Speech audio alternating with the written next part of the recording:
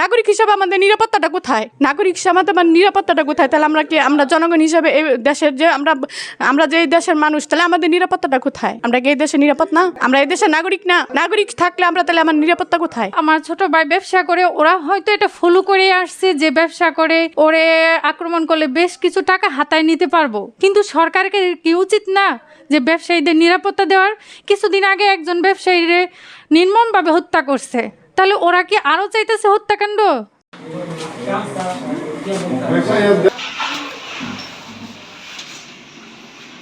এই ঘটনা ঘটেছে রাত আপনার আড়াই ঘটিকায়। আমি মানে আপনার ঘুমাইছি আমি 2টায়। তো হঠাৎ করে কাঁচা ঘুম, এখানে যখন দরজার মধ্যে একটা শব্দ হইতেছে তখন আমি চিৎকার দিয়ে উঠলাম যে কি হয়েছে, এই কে তোরা? পরবর্তীতে তারা বলতেছে তোরা মাইরা ফেলবো, তুই কোনো কথা বলবি না। পরবর্তীতে আপনার এই যখন আমার এই সামনে গেছি, এই যে আমি এইভাবে কিন্তু দরজা দিয়ে করছি, তখন ডাকাইয়া ভিতরে চলে আসে আগ্নেয়াস্ত্রটা আমার বুকে ঠেকায় এবং গলার মধ্যে আপনার একটা ছুরি ধরে। তাদের হাতে বলম ছিল, ছুরি ছিল। ওয়ালটন এখন দেশের সীমানা পেরিয়ে পৌঁছে গিয়েছে 50টিরও বেশি দেশে। ওয়ালটন ঘরে ঘরে বিশ্বজুড়ে ছিল, মানে প্রত্যেকের হাতে দেশীয় অস্ত্র এবং আগ্নেয়াস্ত্র ছিল। পরবর্তীতে আপনার আমার হাত পা বেঁধে, এই যে এই মুসুরি দিয়ে আপনার হাত পা সব বাঁধার পরবর্তীতে আবার আমার লুঙ্গি আছে এখানে, সাদা লুঙ্গিটা দিয়ে আপনার সিরা, পরবর্তীতে আবার মুখ বাঁধে। আমি এবার দেখা দিচ্ছি যে এটাতেও টাকা আছে, ওইটাতেও টাকা আছে। তখন কি করতেছে যে না, মানে তারা আমি কথা বলি কেন, কয়েক গুয়ারটার আরও টাইট করে বাঁধে। পরবর্তীতে আমার এইখানে শুয়াই, তারা উপুত করে এইখানে পাড়া দিয়া, তারপরে এইভাবে হাত পা মানে বাচ্চা এইভাবে নেকের মধ্যে পাড়া দিছে, পাড়া দিয়ে সব মানে খুব টাইটভাবে বাঁধছে। বাঁধার পরে তারা এইখান থেকে সকল কিছু চিন্তা করে। এবং এই আপনার এই সরকারের আমলে না, আর পরবর্তী সরকার না, এই যে আমাদের যে দেশের আইন শৃঙ্খলা এই মুহূর্তে খুবই তাদের এই ভাবমূর্তি খুবই দুর্বল। তার কারণ হচ্ছে এরকম ঘটনা তো বিগত সময়ে আমরা এতটা দেখি নাই, যা এই মুহূর্তে আমরা এখন আমাদের জানমাল কোনো কিছু নিরাপদ নাই। আমি ব্যবসা করে আইসা যদি আপনার বাড়িতে আমি শান্তিতে নাই ঘুমাইতে পারি, তাহলে তো এটা সম্পূর্ণ এই সরকারের গাফিলতি।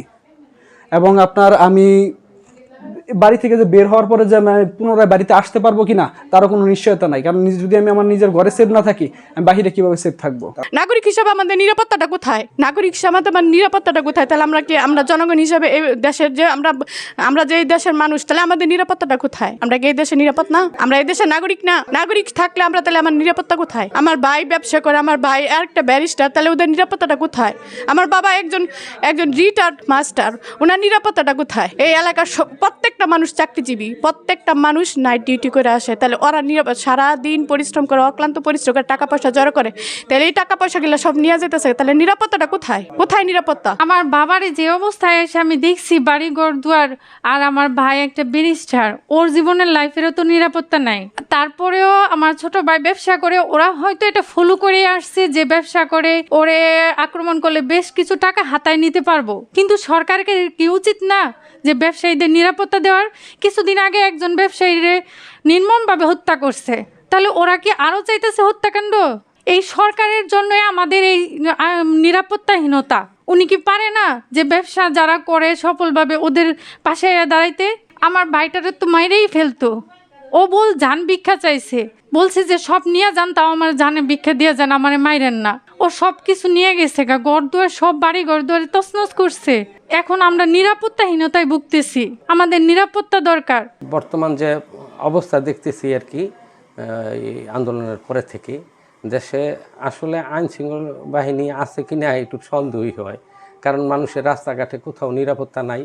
বিশেষ করে আমার কথাই বলবো যে আমি আমার বাবা, আমার দাদা আমলে আমি শুনি নাই এরকম অরাজকতা, আমার বাবার আমলেও শুনি নাই।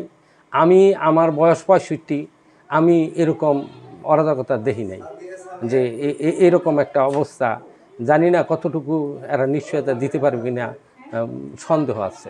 গাফিলতি এখন তো যদি তাদের তৎপরতা থাকতো, এতটা আমার মনে হয় হইতো না, কি বলে যে মানুষ নিরাপদ থাকতো কিছুটা। মানুষ কিন্তু ঘর থেকে বাইরে হইতে ভয় পায় যে আবার ঘরে যেয়ে ফিরতে পারবো কিনা, জিনিসপত্র নিয়ে যাইতে বা টাকা পয়সা নিয়ে রাস্তাঘাটে চলতে খুবই মানে সমস্যা হচ্ছে।